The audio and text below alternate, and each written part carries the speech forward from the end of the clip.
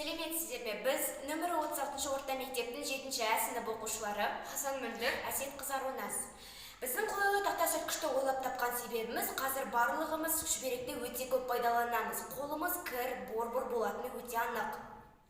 Қолайлы тақта сүрткіштің құрылымы небәрі аз заттан тұрады, және де бізге керегі қол пылесосы, және біз оның ішіне ыстық желіммен осындай магниттерді жабыстырамыз.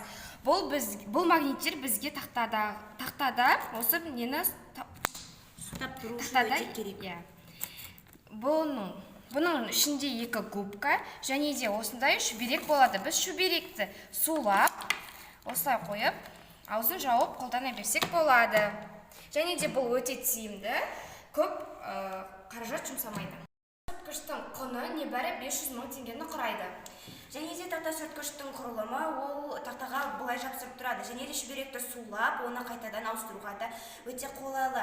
Тақтаға жапсырған кезде қолайлы тақта сүрткішіміз осылай қозғалмай тұрады. Және де шүберектері тозған кезде жаңасын ауыстыруға болады. Жасап көретін болса, тақтаны осылай сүртіп және осы шетке қойып